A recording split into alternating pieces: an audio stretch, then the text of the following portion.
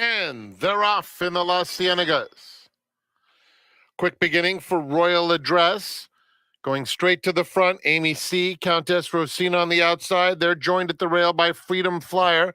And on the inside, Burgu Ali is also up and on the pace. Brooke Marie is about 4 lengths off the leader, followed by Lady Edith, and Lady J is at the back of the field. It's Freedom Flyer passing the half-mile pole narrowly with Burgu Ali coming through at the rail. Royal Address with the blue cap is just a length off the pace, 3 wide in third. And down at the rail, it's Lady Edith in fourth. Amy C. between rivals fifth, followed by Countess Rosina. Just behind them, Brooke Marie is on hold at this stage, and Lady J outside of her. Very compact with a quarter of a mile to go. Burgu Ali, Freedom Flyer, stride for stride. Outside of them, Royal Address is in third. Amy C. with a clear shot on the outside. And widest of all, Countess Rosina, an eighth to go. And Amy C. goes to the front, opens up 2 on Countess Rosina. Freedom Flyer fights on. Lady J splitting that pair. It's Amy C. Amy C. wins the Las Ciénegas. Blanket photo. Lady J between Freedom Flyer and Countess Rosina. In behind them, the battle for fifth included Lady Edith.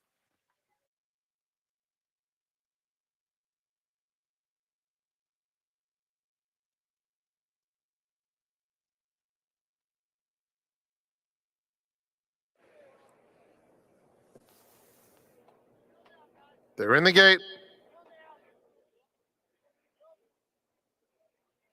And they're off. Very even beginning. Love Our Family gets the first call. Smooth as Silk backs off as Nivan moves up to challenge for the lead. Golden Temper and Cherry Chaos are side by side. And Turquoise Bikini is fifth and a little bit eager on the outside, about 4 lengths off the lead. It's another 3 back to Smooth as Silk. Ryder just took a peek back to see Speaking Spanglish inside of her. Point and Shoot is now third last, and Violet Crown is at the back of the field. Onto the backstretch, and it's Love Our Family showing the way, 3/4 of a length to Nivan in second. Then Cherry Chaos in third. The top 3 under pretty nice holds. Turquoise Bikini is fourth, 3 lengths off the leader, followed by Golden Temper. Point and Shoot is next with less than a half mile to go. Smooth as Silk, Violet Crown second to last, and another 3 to Speaking Spanglish. They round the far turn, Kyle Frey and Love Our Family in front throughout, chased intently by Nivan in second, who now starts to turn up the pressure very willingly. And Nivan on even terms with Love Our Family at the quarter pole and puts her head in front. Cherry Chaos is 2 behind them in third, followed by Golden Temper. Nivan cut loose at the top of the stretch, runs right by Love Our Family and is under a hand ride and is just pouring it on now. It's Nivan by 3 and no dangers in sight. Smooth as Silk is trying to get a piece of it as Love Our Family holds second. Nivan jogs home. Second to Love Our Family, Golden Temper won the photo for third in front of Smooth as Silk. Fifth between Violet Crown and Speaking Spanglish.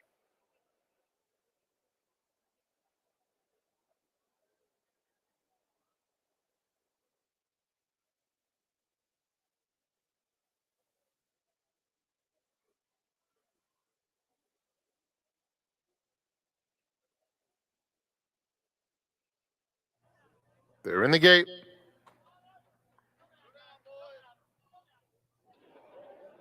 And they're off. Very tardy beginning for Liberal Lady. It's a quick one for Good As Gone. Down at the rail, Filthy Fast is moving through, and Filthy Fast takes over easily and opens up a couple of lengths past the 5/8 pole. Good As Gone is now 3 behind in second. They're followed by Anybody's Choice in third. Midnight Vow, Half Nelson fifth, 6 off the leader, followed by Balenciaga Betty. And Liberal Lady, after that slow beginning, makes contact and is now just 5 off the lead on the far outside. It's Filthy Fast past the 3/8 pole, leading by just a head. As Good As Gone puts serious pressure on her. These 2 will arrive at the quarter pole together. Filthy Fast lets it out a notch once again, leads by a neck. Good as Gone second by 3, followed by Anybody's Choice, Midnight Vow at the rail. They turn for home, and Good as Gone has overpowered Filthy Fast and pulls away with authority. Good as Gone is just that, opening up with each and every stride. Good as Gone, and Ricky Gonzalez romping home. They'll win by about 7 lengths. Filthy Fast, Anybody's Choice, Midnight Vow, and Liberal Lady.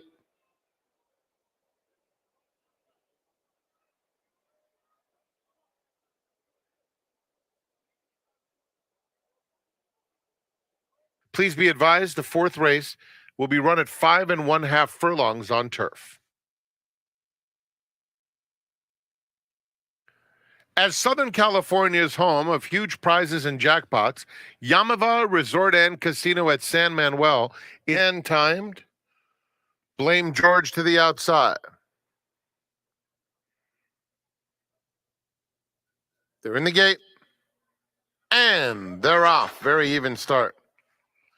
Constant Conflict is hustled out to battle with Conch Daddy. Conch Daddy a little bit quicker down the backstretch. Missed Call comes away 3rd. Then it's Tofino Bay. Thanks Maggio 5th, 4.5 off the lead. Blame George 2nd to last, and Kimmer at the back of the field. Conch Daddy is able to clear off now. Leads it by 2.5 with less than 3/8 of a mile to go. Missed Call moves clearly into 2nd. Constant Conflict back to 3rd. Thanks Maggio inching up while 3 wide, taking the 3rd spot. And Tofino Bay is down at the rail in 5th. Blame George is 6 off the lead, 4 in front of Kimmer. Turning for home, Conch Daddy. Missed Call 2 behind in 2nd. Down at the rail, Tofino Bay is in 3rd. They're in the final 1/8 of a mile. And Conch Daddy keeps on going with a 3-4 length lead. Constant Conflict resurgent into 2nd. It's Conch Daddy and Mario Gutierrez getting another, wins by 2. Constant Conflict was 2nd. An oncoming Kimmer up for the Shodo in front of Blame George and Missed Call.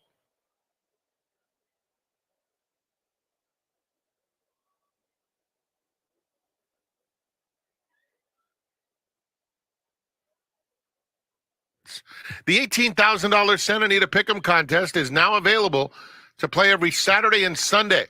It's an online contest mixing popular sports props, including horse racing and football. Offered One Mo Eddie taking up her spot. They're in the gate. And they're off. Fast start for Time Together, Song of Shadows on the outside, and Miss Commander. Those 3 vie for the lead. Just behind them, Sweet Hello is 4th and well spotted, 4 lengths off the leaders. Miss K-Line just inside of her. 2 more, She's Just Fluffy. Inside, Too Tough to Swallow. A gap of 3 to Jacqueline Cochran, who's next. Lucky Vegas is toward the back of the field, about 6 or 7 lengths clear. Just behind her, of course, is Jacqueline Cochran. Then it's that big gap. Back to Short Journey. Magic Capital is 2nd to last, and One Mo Eddie at the back of proceedings. They're approaching the quarter pole. It's a contested battle up top. And it's Miss Commander coming through on the inside, but Sweet Hello makes that decisive move, and Sweet Hello up to take the lead. Time Together moves into 2nd at the top of the stretch. 3/16 of a mile to go, and Sweet Hello has opened up 3. Here's Too Tough to Swallow closing stoutly, and Miss K-Line gets a seam late far outside. She's Just Fluffy past the 16th, and Too Tough to Swallow is going to pull off a big upset. Too Tough to Swallow wins it by 2. Sweet Hello 2nd. She's Just Fluffy, Miss K-Line, and Lucky Vegas to complete the super high 5.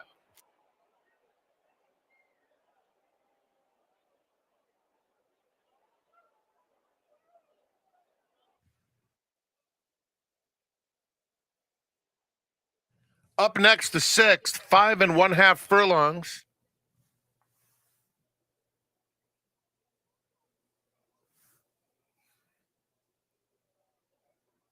They're in the gate.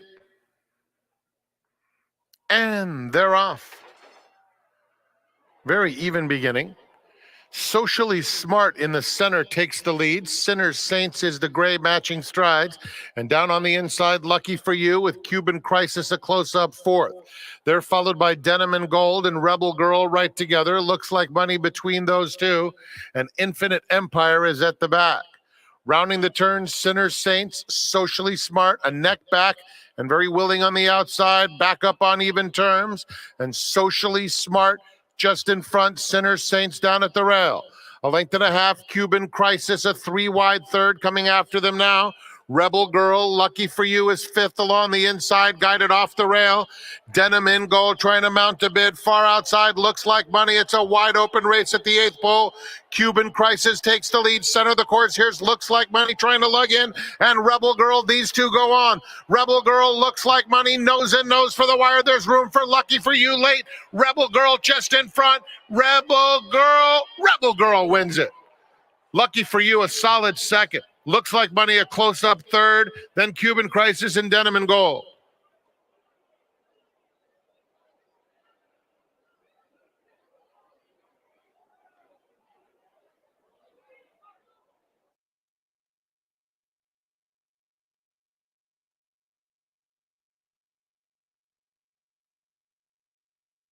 Santa Anita Park and Gulfstream Park for this new bet.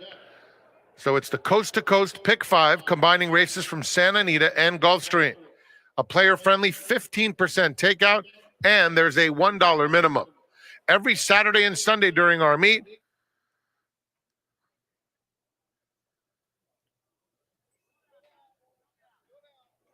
they're in the gate, and they're off.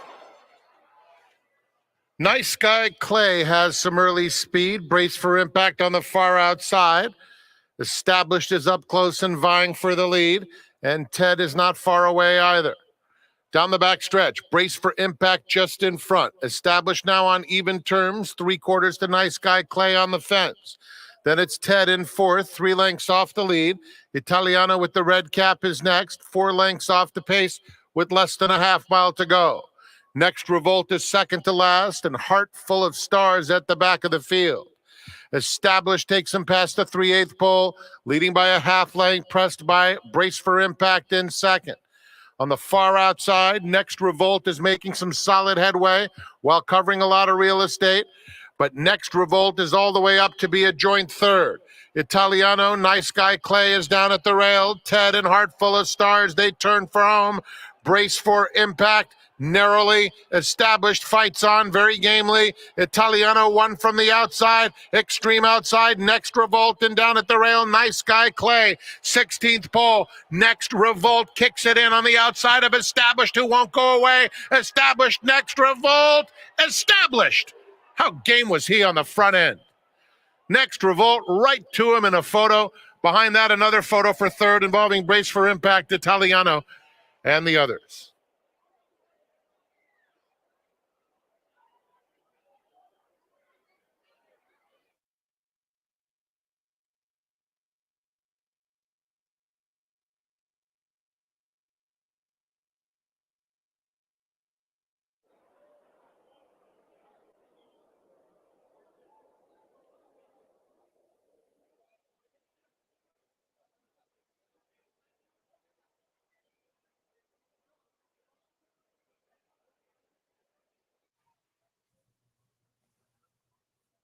Hot box to the outside.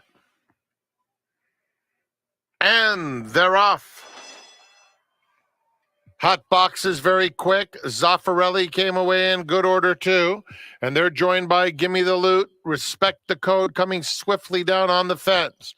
Just behind them, it's Coulthard now up to take fourth, as Zaffarelli is fifth and 6 lengths off the lead. Motorius third last, Classier, and Maglev at the back of the field. They're dueling up top. It's Hot Box on the outside and Gimme the Loot going at it with Respect the Code 3 lengths away in third. They're followed by Coulthard along the inside with Zaffarelli in fifth. 4 lengths back comes Motorius, yet to do his best running. He's followed by Maglev down at the rail, and Classier is last with 1/4 mile to go. It's hot box with a host of pursuers. Looking for room is Zaffarelli with the white cap. Doesn't have it yet. Motorius coming with a powerful run. And here's Motorius up to take the lead, squaring off with Maglev. But Motorius is in full flight. Down at the rail, Maglev is second, followed by Respect the Code and Coulthard. It's going to be Motorius back-to-back for Flavien Prat, and he was sitting on a cannon. Maglev finished second, Coulthard third, Respect the Code, and Zaffarelli completes the super high five.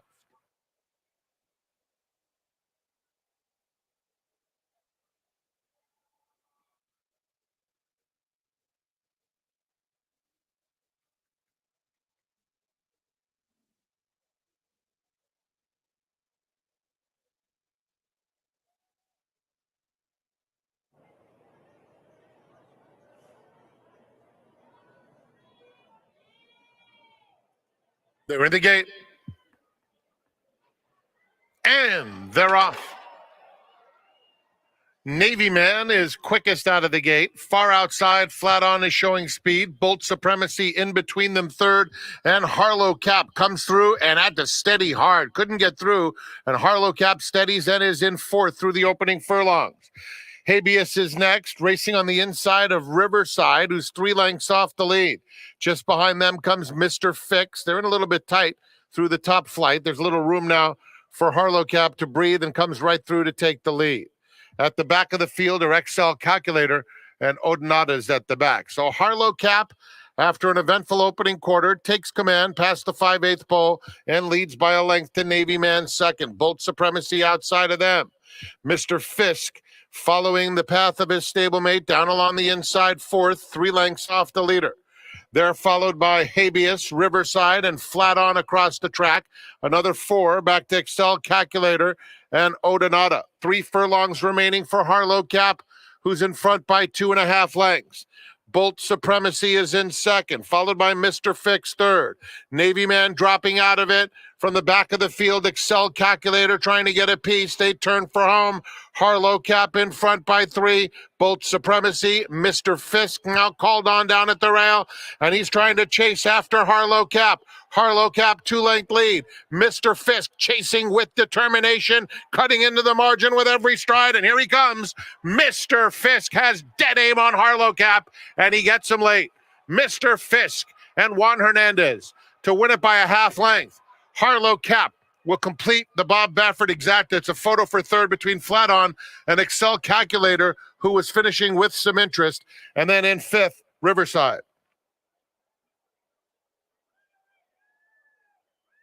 Saturday, join us for a huge day of racing. It pays to be Calbred, and we're inaugurating our new wager, the Coast to Coast Pick 5.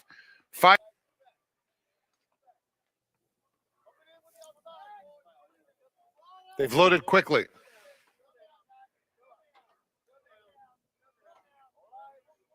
And they're off.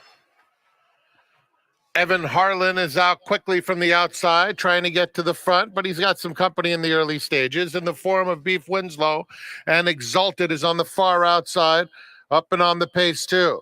Now Exalted backs off as Balladeer comes through in the white colors to challenge, and Balladeer now puts his head in front in the early stages. Evan Harlan is in second, going right back with him, and it's another 2. Beef Winslow is going to set the perfect trip in third. Exalted fourth, about 4 lengths off the lead. It's another 2 back to Ouija on the inside of Degree of Risk. That pair is followed by a 3 wide 7 Wonders, who's about 7 lengths off the lead, heading to the half-mile pole. Tio Magico's in a little bit tight, and Agatino right next to him. There's a half-mile left to run. Evan Harlan is the one to catch, leading the way by 2.5. Beef Winslow now moves into second.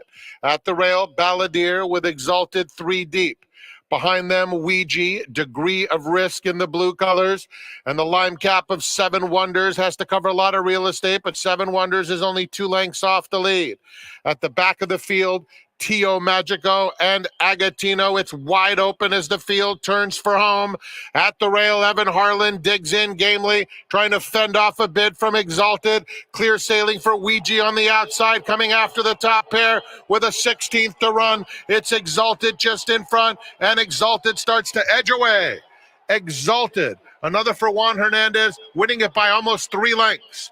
Second went to Ouija. It's a three-way photo among Tio Magico, Balladeer, and Evan Harlan for the minor awards.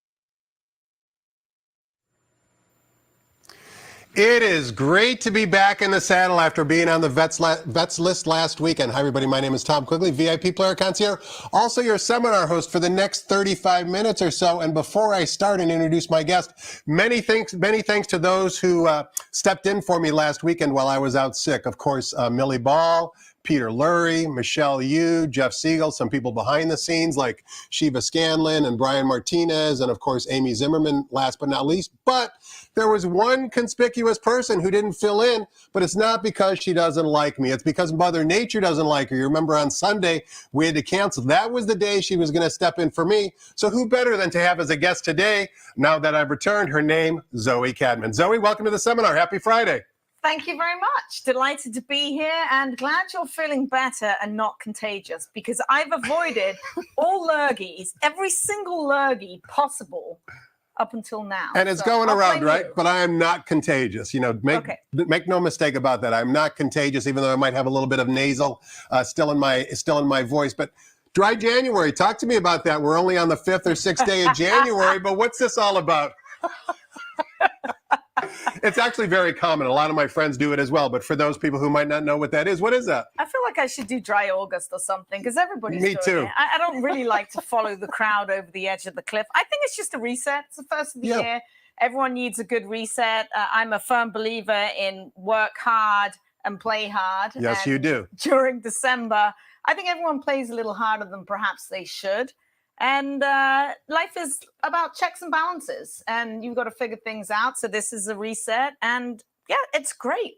Like, it's just fabulous. I love it. Do you have any other resolutions for the New Year's that you can share with us? That's nothing. You're not a New Year's resolution type of person. I don't really see the point, because I always wind up not doing it or not breaking them. I, learn Spanish, play my guitar more, ride up the mountain more. Write the Encyclopedia Britannica. That never happens. No. So why even bother? And encyclopedias are outdated, let's face it, right? With the internet now, we don't need them. Talking about guitars, you told me something before we came on the air that I didn't know. Jeff Siegel plays the guitar. You were going to have him actually strum a few tunes if you were the host on Sunday before, unfortunately, it got canceled. I was going to try. He was in a band back in the day. There are pictures. When he had hair, right? Jeff with hair, barely. I mean, I think he was probably born bald. And playing guitar. He played bass and was very good. He was in a band, if you can believe it. So maybe one day we'll get to hear the tunes of Mr. Jeff Siegel. Back in the 1970s, hanging out on Sunset Boulevard. Now he hangs out here on a daily basis in Arcadia, California. Let's shift the topic to horse racing. Zoe, do you have an Eclipse Award vote? Yes, I do. You do? Okay, so I don't want to put you on the spot, but for 3-year-old male, who did you vote for? Did you vote for the Malibu winner, Taba? Did you vote for Epicenter? Or did you do like some voters did, where they basically just put in the word abstain? I think if you have a vote, you should do the work, and you should never hit abstain. If anyone abstains, they shouldn't be allowed to vote, to be perfectly honest. I also am a firm believer that the voting categories shouldn't be released until January the 1st, until after the Malibu and La Brea have run the last grade ones of the season, because this is key. I know several people that already voted for Epicenter before the Malibu was even run, and that's not fair. It's not fair. You should have these horses in the back of your mind, and just don't even send the ballots out until January 1st. I voted for Epicenter basically based on his body of work throughout the year. He ran against more horses, ran second in the Derby, second in the Preakness. I could definitely make a case for Tabor. He won 3 grade ones as opposed to Epicenter's 1. Absolutely. And if you voted for Tabor, good for you, but I did not. Now, Flightline probably will be the choice for Horse of the Year. Unfortunately, he won't be the unanimous choice of the year because, again, we had a few voters that abstained from voting. Why? Well, that's a long story. I don't think we have enough time for that. Put him up against the wall. Yeah, no kidding. Let's bring him in here and find out the reasons why. But I'm assuming that you voted for Flightline. Yeah, I mean, basically, it's brilliant. Yes, it would have been nice to have seen him more, and that would have been cool. But, I mean, he was the best horse of the year. Simple as that. Now, some people will say he didn't have a long enough campaign, but I mean, let's face it. The performances he put forth were basically generational, right? Yeah. I mean, we hadn't seen a horse like that in decades. So to basically say that he didn't have a long enough campaign, to me, is a bunch of hogwash. Don't kid yourself and think that John Sadler did not want to run this horse more. Do not kid yourself. There were obviously reasons for that campaign. He did miss one race due to a hock strain, but yeah, don't kid yourself that John just kept him all to himself, because that is wrong. I know you're a clock watcher, Zoe, just like me, but we're going to run a few minutes before we introduce Frank to give us the changes. So another question for you. Obviously, Taba was a 3-year-old last year. Now those 2-year-olds have turned into 3-year-olds. We've, of course, got the Sham coming up on Sunday. It's very, very early. But is there a horse? You watch the action from coast to coast. Is there a horse maybe that participated in the Breeders' Cup or participated here in Southern California or somewhere else around the country that you're looking forward to seeing develop and blossom into perhaps a very talented 3-year-old? I mean, obviously, Forte has proved himself, and he should be the unanimous vote for top juvenile of the year after winning 3 Grade 1s and taking down the Breeders' Cup Juvenile. I'm actually rather looking forward to seeing Loggins come back for trainer Brad Cox. If you look at the road to the Kentucky Derby, the top 10, I think Brad Cox has got 4 of the 10 in there. We'll find out next week about Bob Baffert's status regarding the Kentucky Derby. I think that's going to be his final hurrah to say yay or nay, whether he'll be able to overturn the not running horses in the Derby. So we'll just have to wait and see. But I mean, let's just not forget, I mean, there could still be something waiting in the wings. It has happened. And you were a former jockey, Zoe, for a long time. When you were riding 2-year-olds, could you feel maybe how green they were? Did you recommend sometimes a blinker should be added when you got off the horse to the trainer? Did you stay away from that sort of recommendation? Like, what type of input did you give the trainer on lightly raced horses? Most 2-year-olds I rode were green. I mean, let's face it. I got on a lot of good 2-year-olds in Illinois for Mike Stidham and Hugh Robertson that were very good with their 2-year-olds. They schooled them behind horses. So those guys didn't need your input, any coaching. Yeah. I mean, I can remember getting off one of Mike Stidham's and saying, he's making a bit of a noise. He's like, what? I'm like a bird. He's like, what are you talking about? I'm like, cheap, cheap, cheap. So obviously he dropped down to the claiming ranks, and then he won. He took your advice. Yeah. So other than that, no, not really. Talking about jockeys, of course, you had a pretty illustrious career, but we have in our colony now one of the most foremost world-renowned jockeys anywhere in the world, and that, of course, would be Frankie Dettori. You had an interview with him at a website earlier this week, TDN.com, that, of course, Frankie participated in. Talk to us about your interactions with Frankie. I'm sure you've had interactions before he relocated to Southern California for this winter. What's he like as a person, and what makes him such a good jockey? Frankie is just a pleasure to be around. And when his riding career is over next year, he wants to get into broadcast. So we should all hang on to our microphones as tight as we possibly can. Because I think that one of the things that makes jockeys great and people like them is their personality. You could be an okay rider and your personality could supersede an awful lot of things. And I think Frankie is a brilliant rider, and his personality has superseded everything he's ever done. Everyone remembers his Magnificent 7 at Royal Ascot. My mum still loves him. I had to send her a clip of him kissing me in the winner's circle. She's like, oh my God, Frankie Dettori? Frankie Dettori? I just love him. So this is how far back it goes. People remember that, and moving forward, they're going to remember Frankie for not only being a brilliant rider, but he's also a great ambassador for the sport in every single possible way. And we're lucky to have him here. And we're lucky to have a great jockey colony. We've got Johnny V, we've got Flavian, we've got Umby, we've got JJ Hernandez. I mean, the jockey colony here is probably the best that it's been in years. Frankie, famous for his flying dismount. Did you ever do a flying dismount? Yeah, not on purpose. Not on purpose. He said he can't do it every race because the winner's circle's a little bit harder than jumping off onto the grass. So he's going to reserve that for special occasions. We're going to jump off and find out who Zoe likes on today's 8-race all-dirt card. But before we do any of that, let's toss the microphone over to track announcer Frank Mirabani and get the early changes on today's Friday's card here at the Great Race Place. Thank you, TQ. Good morning, ladies and gentlemen, and welcome to Santa Anita Park.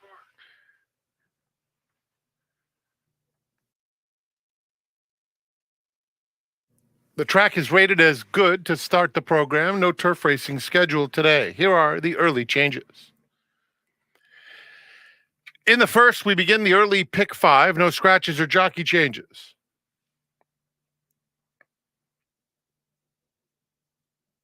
In race 2, just another blinker note.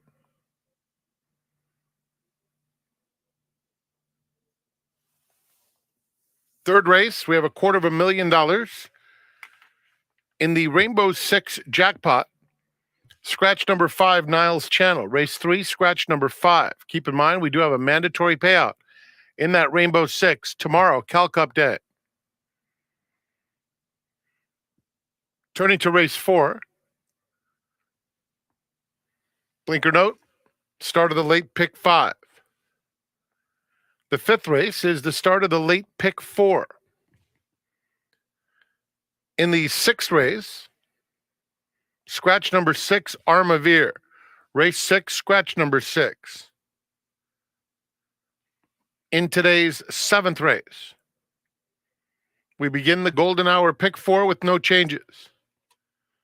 And in the 8th race, number 1, Storm the Night, should be listed as a first-time gelding. Golden hour double starts with the 8th. Enjoy your afternoon here at Santa Anita Park. Post time for the first is at 12 noon, which is 54 minutes away. Let's go back to Quigley's Corner. Tom Quigley is joined today by Zoe Cadman.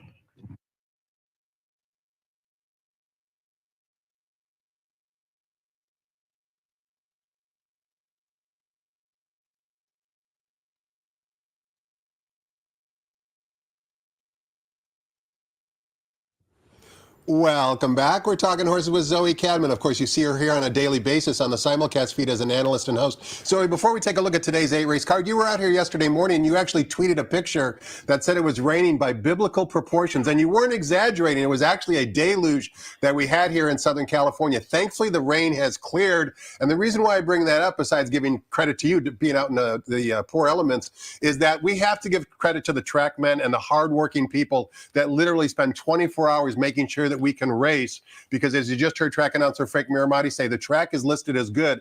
It actually looks fast. It looks in fabulous shape.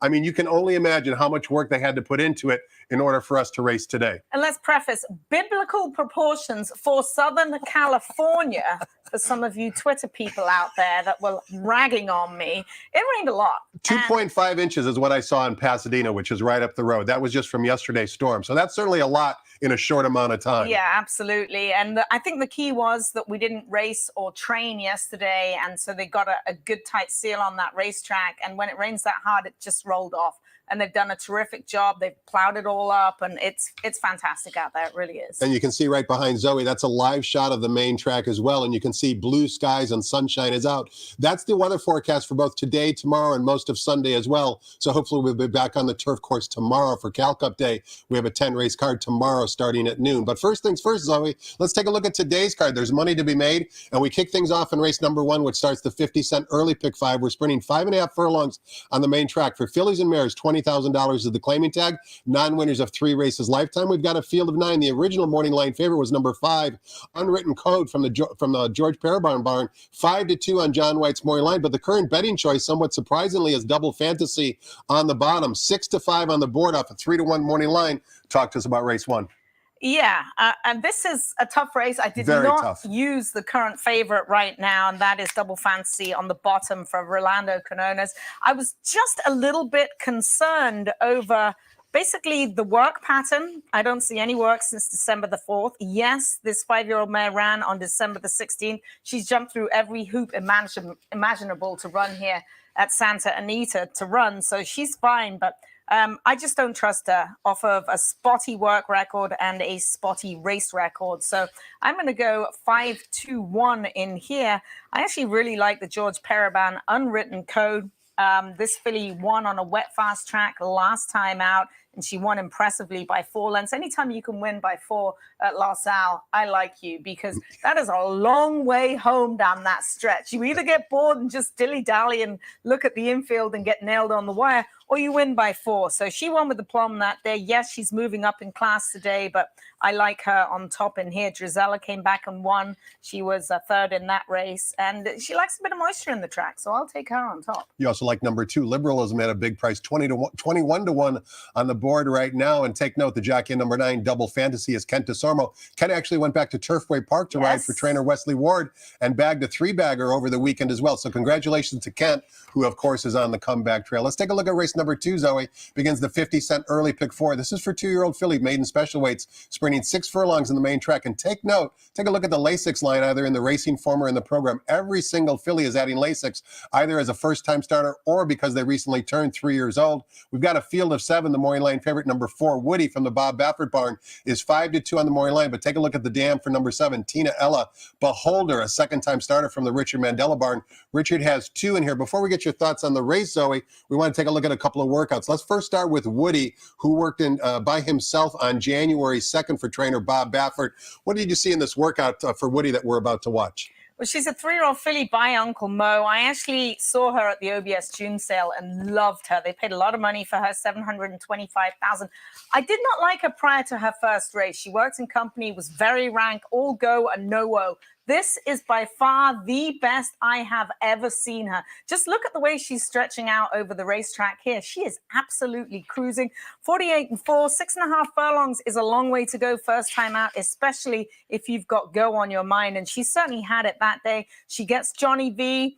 I think she's going to get over those first race jitters that she may have had. I didn't like her at all in her first start, and she was a bet against. But for me this time, she is a bet 4. I love Woody in here for Hall of Famer Bob Baffert. Woody finished second at 9-5, well clear of the third place horse who's in this race, Sweet Trouble. But also number 7, Tina Ella, who I mentioned is the daughter of a Beholder, who was the dam, also is a second-time starter for trainer Richard Mandela. She was in a team drill on December 24th. She's down on the inside. Jessica Pfeiffer is in the irons. She's one of the ones adding Lasix today, and the race she comes out of actually produced the Low Sal Starlet winner. What'd you see with this workout with Jessica in the pink cap? This was absolutely terrific. Jessica on the inside. Ignore the multiple graded stakes winner Avenue de France whizzing on by her, but just concentrate on her. Look how focused she is. She's a daughter of Warfront. We mentioned Beholder. Beholder won in her second lifetime start.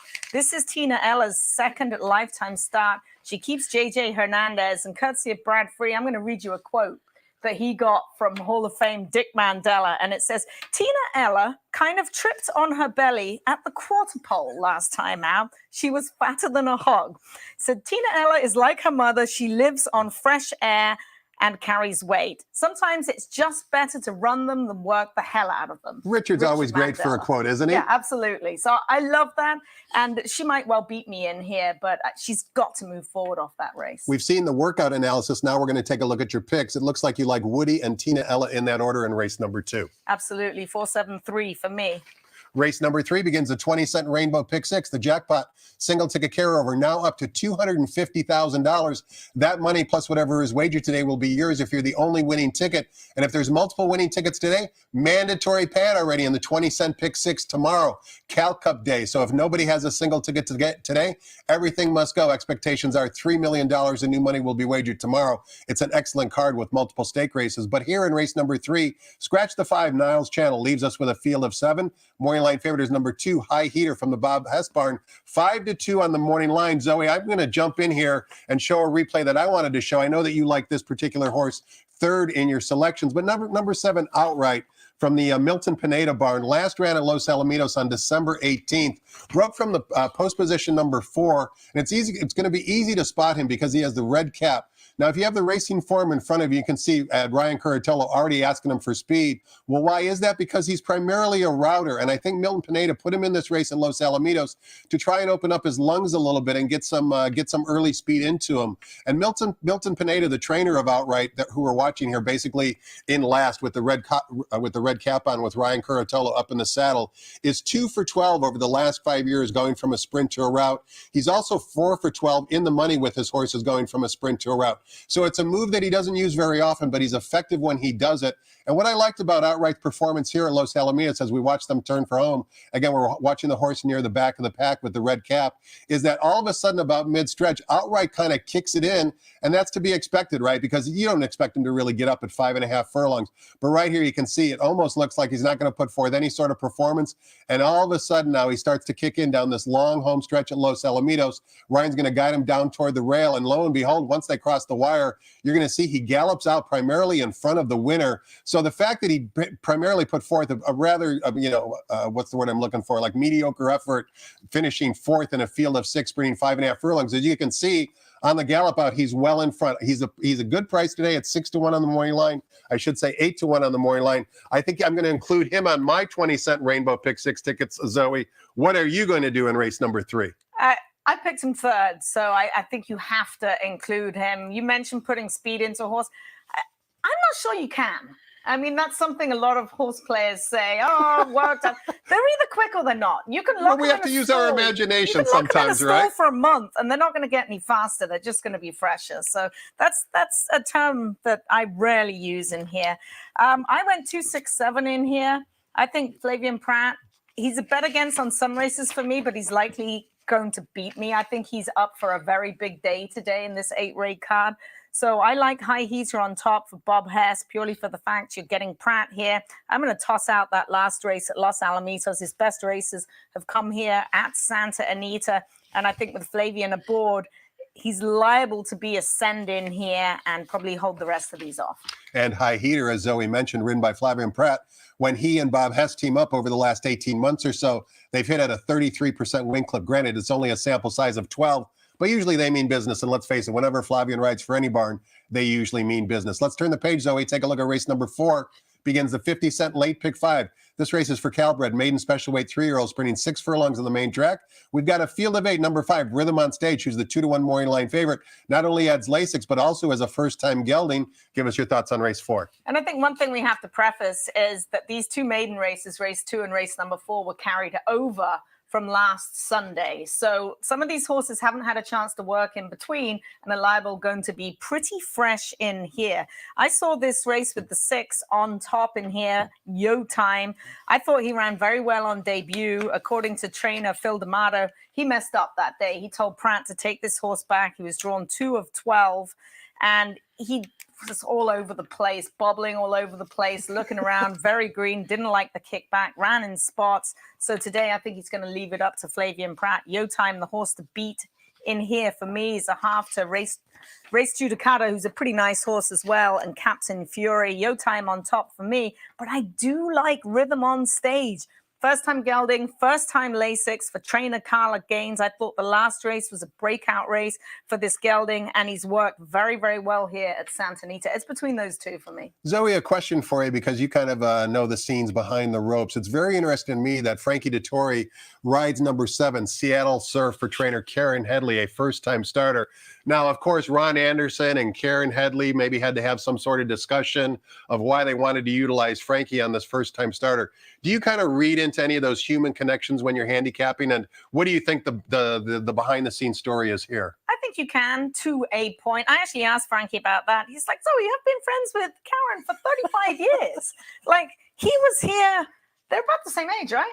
So he was here when Karen was growing up, and he was here for a good few winters and got to know Karen back in the heyday. Back when nobody knew Loved who Frankie... to be on a fly on a wall back there. Back when nobody knew who Frankie Dettori was. Exactly. No one knew who Karen was. Correct.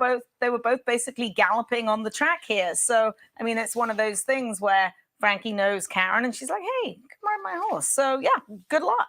And 12-1 on the morning line, so certainly good luck to the connections of number 7, Seattle Surf, in race number 4. Race number 5 begins the 50-cent late pick 4, sprinting 6.5 furlongs on the main track for fillies and mares. $12,500 is the claiming tag. We've got a field of 9. Morning line favorite number 6, Righteously, from the Jeff Mullins barn. Here's that guy again, Flavien Prat. Is this one of the races where you're trying to beat him, or are you jumping on board? I'm going to try and beat him. Oh, boy, you're a brave woman. I know. That's why I had to say that I think Flavien Prat's going to have a... Don't listen to me, just bet Prat all day. I like Ardis in here. I love Diego Herrera on horses with some speed in here. Talkative Girl was second in allowance. Next out, she actually beat Ardis last time. This 4-year-old filly by Mo Heyman. Diego's already had a win on her. She won 2 back. She's the speed of the speed in here. And I think we're going to see a good day for George Papadrodou's runners as well. 7-2 on the morning line. We also see like number 6, Righteously, second, and number 4, Rain Diva, third. You mentioned Rain Diva listing her third on your selections. Andrew Harris is one of these cagey trainers that I absolutely adore and love, because he's going to produce. You can see from just 12 starts this year, he already has 4 wins. He doesn't dip in the claim box much, but when he does, he's all business. These are the type of guys, as a horse player, I love to gamble on, because they're way under the radar. And you know, following the races on a daily basis, that he does an excellent job. Absolutely. She's 7-2 in the morning line. I subscribe to the Thorograph, and she's got good numbers. 2 back, her best number was a 10, and that's good enough to win this race. So don't let me talk you off of Rain Diva. As far as the horse I picked second, that's Righteously, Flavien Prat and Jeff Mullins. are 5 for their last 11 starters. That's good for 45%. So bet against them at your peril. Race number 6 begins the 50-cent late pick 4. My bad. I think I said 50-cent late pick 4 last race. 50-cent late pick 4. I'm all messed up, aren't I? 50-cent late pick 3. I was right originally. Stick with your original conviction. So race 6 begins the 50-cent late pick 3. We're going 1 mile on the main track. Maiden claiming $20,000 is the claiming tag. Number 6, Armavir, is a scratch. It leaves us with a field of 8. Take note, number 9, College Boy, is a first-time gelding. The heavy and overwhelming morning line favorite is number 1, Haskell from the Doug O'Neill barn. 6-5 on John White's morning line. Lightly raced, expensive son of Practical Joke, who's dropping down to the maiden 20 level. I'm a little bit skeptical and nervous. Here's Flavian again. What say you about Haskell in race 6? I'm going to try and beat him. Me too. I am going to try and beat him. If he beats me, I'm not surprised. And this move doesn't worry me for this stable, Doug O'Neill. It really doesn't. He likes to win races. He's won 4 of 17 so far at the meet. So Haskell squarely the one to beat. When you think on his debut back in 2021, Pinehurst won that race and he went on to win a grade 1. I thought his comeback race at Los Al was not as good as I'd hoped. Like, that's pretty good out of the box. So he beat one horse home. Yeah. It was a 6-horse field. He beat one horse home. Dropping down to 20. So I don't know what to think. I've picked him second. He's probably going to be first or last. I like Frank the Tank in here for Adam Kitchenman. Go take a look at him in the paddock if you're around. He's absolutely massive. A son of Mr. Big out of a Artie Schiller mare. I liked his last start. I think Armando Aguilar is going to be a force to be reckoned with. After him riding at Los Al at the last meet and having 3 2-win days, he looks more polished. He's riding better races, got more confidence, and things are beginning to click. His agent, Patty Sterling, is doing a phenomenal job with him. He's a good kid, and he listens. This horse was second after being, it says 5 wide in here. I watched the replay. This horse was about 10 wide. Turning for home at Los Al and kept plugging. So if you can keep this horse clear, just send. If you're listening, Armando, just send Big Frank the Tank and try and get the jump on Flavian. Nobody's listening, don't worry. But perhaps Patty's watching and word will get back to Armando that way. Before we take a look at race number 7, Zoe, just a general question for you. Both track announcer Frank Miramati and I give you plenty of kudos in terms of your work in the paddock and on the track at the gate looking at horses. Since we have a minute or two, what are the things you're looking at when the horses are approaching the gate or when they're in the walking ring that kind of makes you decide who looks better or maybe who doesn't look as good? I think one thing that you have to take into consideration is how they look before. And I'm a big proponent of formulator like you are. So I have my notes and I can see, how did this horse look? How did this horse act? There was a key example last week with a filly of Drysdale's up on the Hillside Turf Course. And I looked back in my notes and it just said bad gait, had to walk her up. And I asked the gate crew, I'm like, what are you doing with this filly? And they're like, well, we're going to walk her up. Well, she stopped about 1/8 of a mile away from the gate. Joe Bravo got off her. The gate crew ran down there and coaxed her up. Needed a tow truck. Needed a tow truck to get her in there. She didn't run as well as she did the time before, but I think it's more knowing the horses you're looking at. I like to look at the works. I like to see how they're acting on the track. Some horses get hot and bothered. They always get hot and bothered. Some horses are usually calm, and then one time they'll be bucking and feeling really good. So generally, you can pick out the best looking ones, and I do tend to lean on that a lot. And you're right, Zoe, because I keep notes on Formulator as well. And it's amazing to me over the course of a month or two how much a horse physically might either improve or decline. Right. And sometimes I say to myself, am I looking at the same horse? I mean, it's that drastic. And that can certainly be of help when you're stepping up to the window if you have those type of notes. Because if you just look at today's physical appearance, you might be thrown off. But if you know the history of how a horse looks, that can be invaluable. And that's where Formulator comes into play. Yeah, so take a look at race number 2, Tina Ella. She was fat as a hog last time out. See how fat she looks this time. I'm guaranteed she probably lost about 100 pounds. And you can check the weights as well. Yes. Race number 7 begins the $1 Golden Hour Pick 4. That's right. Golden Gate is racing today. So the Golden Hour Pick 4 links our last 2 races here at Sandy with the last 2 races where the Bay comes to play. Up in Golden Gate. In my pocket. Yeah, exactly. I need one. And we kick things off here in race number 7 at San Anita, sprinting 6 furlongs on the main track. For fillies and mares, $32,000 is the claiming tag. A field of 8. Excellent card today by the racing office as well. This is a really good gambling card. Number 8, Little Rachel, first off the claim, is a 3-1 morning line favorite. A lot of ways you can go in race 7, Zoe. Which way are you going? 5-4-2 in here for me. I like Delmar Drama in here. I think she comes out of the key race with Lady T coming back to win a stake last weekend. She drops in for 32 for Eric Kruljack, and she has worked terrifically. I have a big star here in my past performances. She's sharp. Barrios was up in her work. She went 47-4 on the training track and looked amazing. Her numbers may not sway you in that direction, but physically watching her work on the training track just pushed me over the edge. And she's 6-1. I finally got a price. Zoe, you already told us as handicappers that we can't put early speed into horses that go 2 turns. Talk to us about class. Does class actually exist in a horse? And the reason why I asked that is Delmar Drama is dropping down into the claiming ranks. Is that something that you do actually pay attention to? And is there such a thing as class? Yes.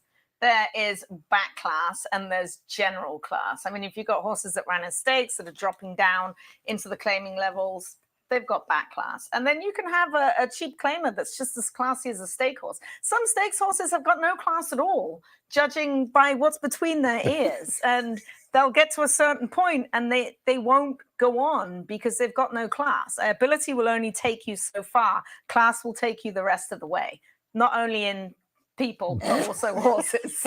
Well put, Zoe, well put. We close out today's card on an 8-race card in race number 8 with a unique maiden optional claiming condition. It's going 6 furlongs on the main track, and this is for horses, and you talked about this in your preview show yesterday, Zoe. This is for runners who have started for maidens, who have started for a claiming price, or that were sold at auction for $150,000 or less, or that are now entered for a tag. And you can see Bob Baffert has a runner in here, number 4, Nullabar, who they paid $500,000 for, but because he's running for the $62,500 tag, he's eligible for this race. So it's a very unique condition, a lot of different ways the connections can enter into this race. And of course, race 8 begins the $5 golden hour daily double. We've got a field of 10. Number 1, Storm the Night is a first-time gelding, as is number 3, Big Hat Willie. Morning line favorite is Big Hat Willie. A lot of changes with Big Hat Willie. First-time Lasix, first off the claim, first-time gelding, first-time Flavian. Having said all that, who's your top choice and why? I'm going with number 6, Henry Q on the outside. Here we have a good look at Henry Q, alongside I Don't Get It Now. The interesting thing about this, that's Flavian Pratt aboard Henry Q there. I Don't Get It down on the inside. I actually really like this work. This horse is absolutely cruising. He's got 1 start under his belt. Now, that was back in June 2022. Agency, a son of Bolt Dioro. I think that may have been his first winner. Won that race for trainer Mark Glatt. I'm not sure we've seen the best of Agency, but I'm going to tell you, he's a very, very good horse. This horse only got beat 1.25 to him. And one thing about Doug O'Neill, he rarely runs a short horse. The end of this work is the best of this work with Pratt aboard. I think Dettori has been teaming up with Doug O'Neill of late, and this horse is extremely live. Just watch him turning for home here. He's working 1 minute and 4 5/8 pole. Flavian's barely moved on him, just giving him a little tap down the shoulder now. He's going to switch leads on Q and go on about his business. So Henry Q, a son of Blaine, definitely the horse to beat in here for me. Here's our prick coming down the lane as well for Henry Q. Now, you mentioned Flavian as the exercise rider aboard Henry Q, but he winds up on number 3, Big Hat Willie. Is that your second choice, or are you going looking elsewhere with maybe a first-time starter? I like Motorcade in here. I'm not sure we're going to see the best of him first time out. That's the 2 horse with JJ Hernandez. One of his works on XBTV was very slow out of the gate, but once he got into stride, he just kept going and going and going. This race is 6 furlongs. He's likely going to want to go 2 turns. He's a son of Accelerate. It took Accelerate 4 starts to break his maiden.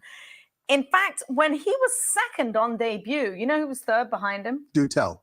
Arrogate. Wow. Yeah. So they both. Was that at Los Al? That was a Los Al. They both got beat that? on debut. So it was whoever ran first. I can't remember that. But Accelerate was second and Arrogate was third. So that's what you call a key race. Yeah, that was a key race. So I like Motorcade in there. Don't expect him to be anywhere close early, but I think we're going to see something from him down the line. Great name, too. Motorcade. Accelerate. 6-2-3 to wrap it up for Zoe Cadman on today's seminar. Where are you going to be today? On the desk, in the walking ring, out at the starting gate, having a cup of coffee since it's dry January? Where are you going to be? Well, I'm done, right? I'm going home.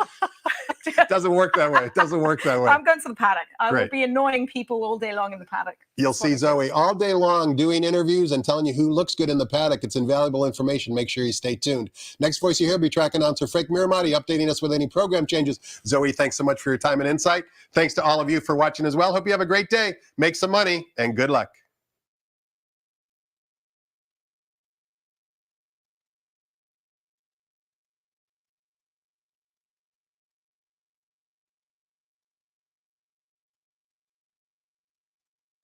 Ladies and gentlemen, please rise for our national anthem.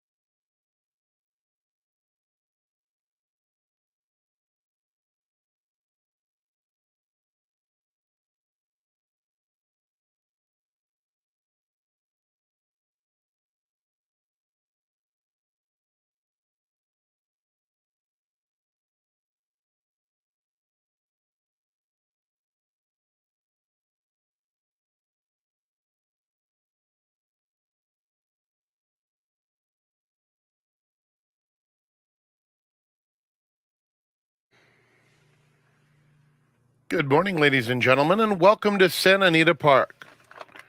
The track is good. We have no turf races scheduled for this afternoon's card. Here are the changes. The first race is the start of the early pick 5. The second race starts the early pick 4. We have a scratch just in, number 1, Whirly Gurly, out of race 2. And with that scratch, there will be no super high 5 wagering in race 2. In the third, scratch number 5, Niles Channel. Race 3, scratch number 5. The third race begins the Rainbow 6 with $250,000 in the jackpot. We're going to have a mandatory payout in the Rainbow 6 tomorrow, but that doesn't mean someone can't hit a single ticket winner today. In the fourth, beginning of the late pick 5, just a blinker note. Race 5 starts the late pick 4. In the sixth race, scratch number 6, Armavir. Race 6, scratch number 6. The seventh begins the golden hour pick 4. No changes. And in the eighth race, please be advised, number 1 should be listed as a first-time gelding. That's number 1, Storm the Night, first-time gelding. Enjoy your day at Santa Anita Park. Tomorrow's Cal Cup Day, great day of action tomorrow. They'll be at the gate for the first today in just 26 minutes at 12 noon.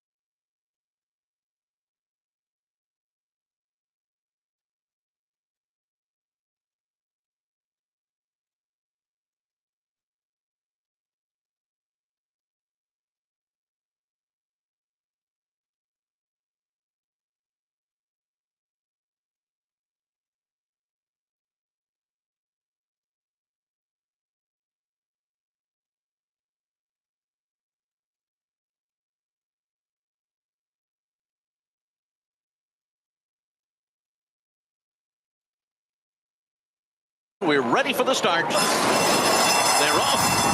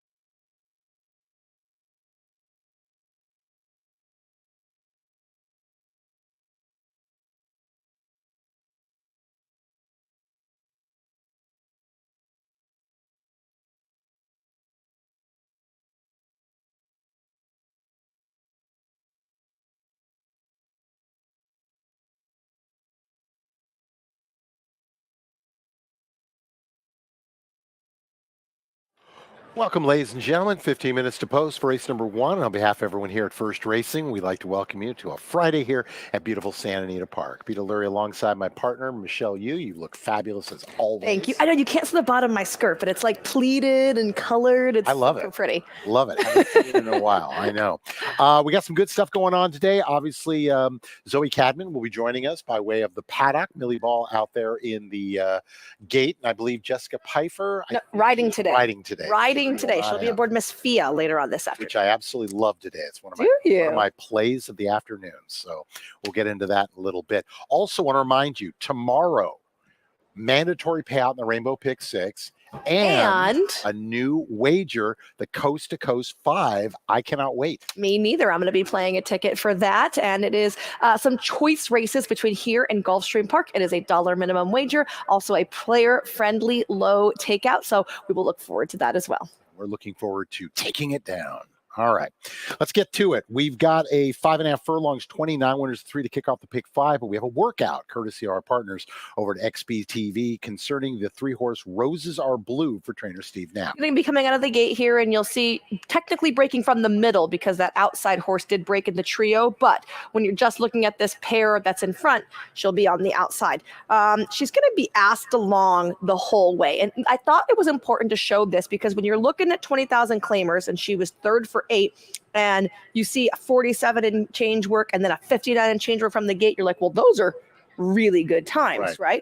But there's some horses that can do those times easily, and there's some horses that you have to ask. Now, the fact that they were asking her and she delivered a fast time, it's still not necessarily a negative, but there's certainly a difference between being able to work that fast in hand and being asked every step of the way like this filly was. Well, it's interesting too because obviously we heard from Mike Smith on opening day with the horse Taba.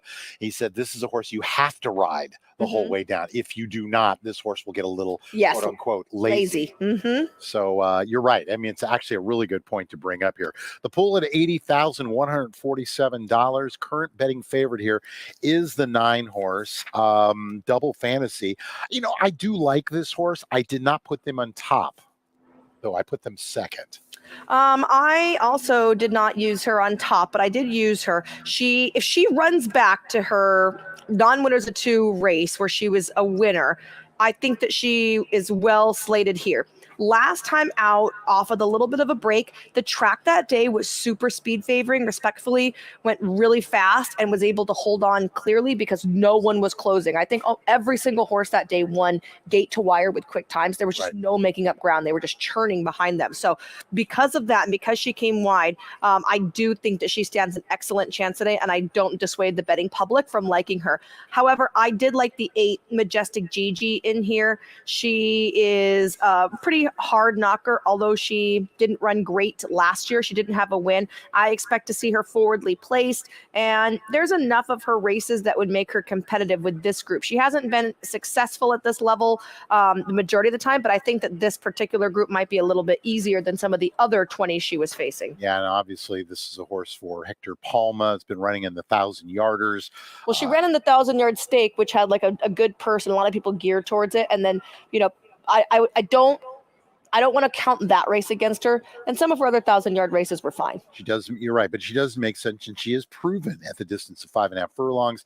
Apprentice jockey Abdul Al-Sagor takes over for the very first time. I'm going to lean on the 5 Unwritten Code. The reason being, I think Unwritten Code quite possibly is the fastest horse in the group. Now, the problem for me, I was hoping it was still going to be a little bit of moisture. There still might be, but it's now listed as a good track. Good tracks are notoriously known as tiring tracks. So being on the front end, maybe it works, maybe it doesn't. But I have a feeling this will be the one who will set the early pace. And I guess we'll just find out if that last race on the wet fast was an aberration or if it was real. There is the aforementioned, and kind of excited right now. I like that. Tiago Pereira says, nope, I don't need anybody. I'll get over myself. Yeah, well, she had given a quick rear there when they both got close to her. And so I'm glad to see Tiago just, swung up and is good to go. They obviously know this filly acts up because they have her at the back of the group. So she's not in line where she's supposed to be. And Tiago's a horseman. He's going to be comfortable on her. And it looks like once they get her out, she'll probably be a little bit better when he can get her moving. Horses coming out on the track, $85,729 in the early pick 5 pool that will continue to grow. On behalf of everyone here at First Racing and a first glance by Mr. Jeff Siegel, we'd like to welcome you to Santa Anita.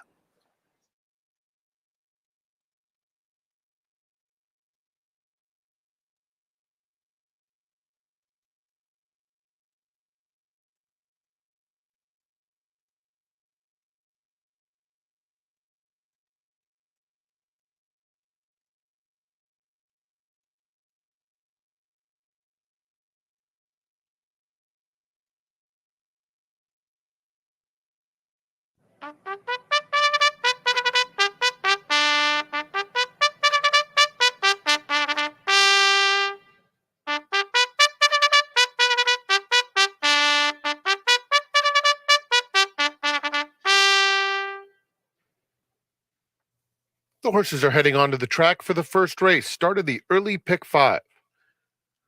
Post time on the board in 9 minutes.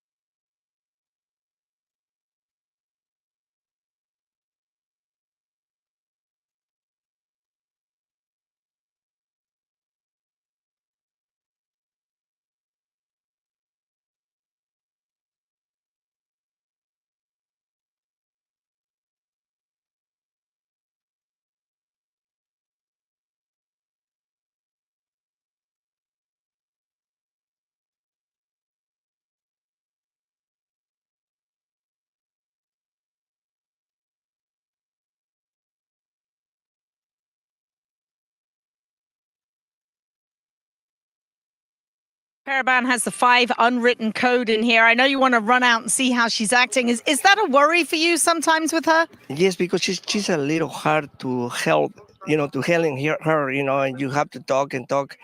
But if she don't like something, she can flake backwards.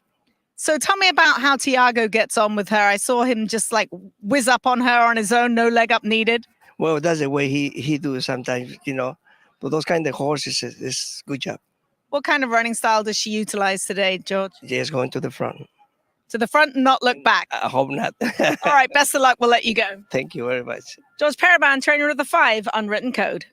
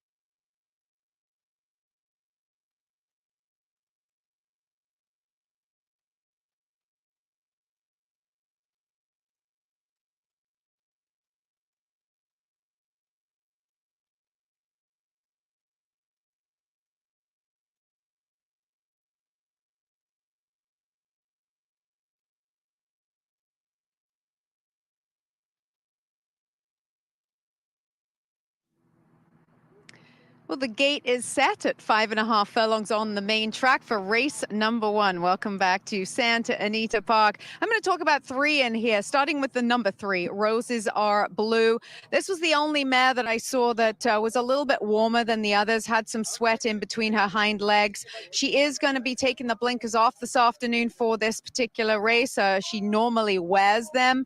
And I had read in some of the winners' workout reports that she can have a tendency in the morning to get a little bit hot. So this might just be her. Roses Are Blue. The number 5 Unwritten Code off that win last time out. That was on a wet, fast track, so a little tighter track.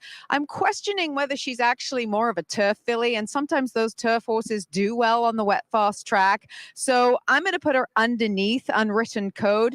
It sounds like she's been working well with Tiago Pereira coming out in the morning to work her. And the number 9 is where I land as my top selection, Double Fantasy. On the outside, 2 races back, they were very aggressive in placing her off the layoff. That race, the claim was voided. They brought her back in December. And as Michelle mentioned, I didn't think it was too bad of a race in there. She was against Allowance Company. She was 5 wide in that particular race. So I'm going to give her another shot on the outside with Kent DeSormo aboard, number 9, Double Fantasy. They're still circling a little ways from the gate, so you've got plenty of time to get your wagers in. Race number 1 at Santa Anita with a post time of 12 Pacific.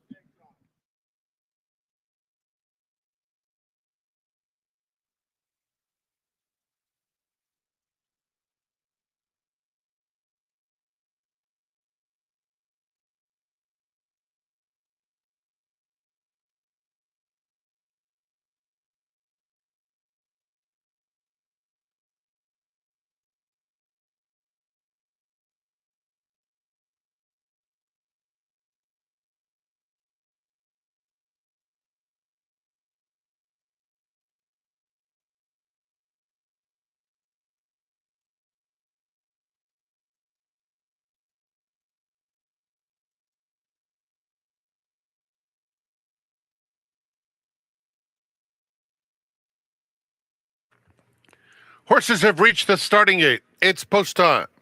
They're about to move in for the first.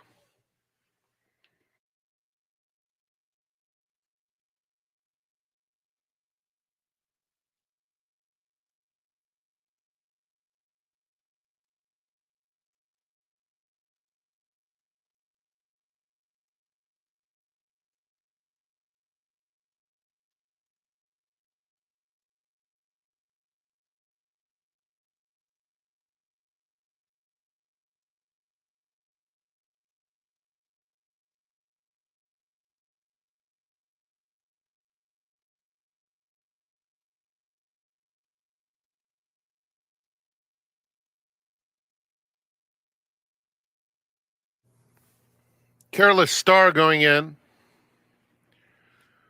Majestic Gigi, one from the outside. Bonita Leona. And Double Fantasy to complete the line. Standing behind the gate for some time without the rider up is number 3, Roses Are Blue. And that's still the situation.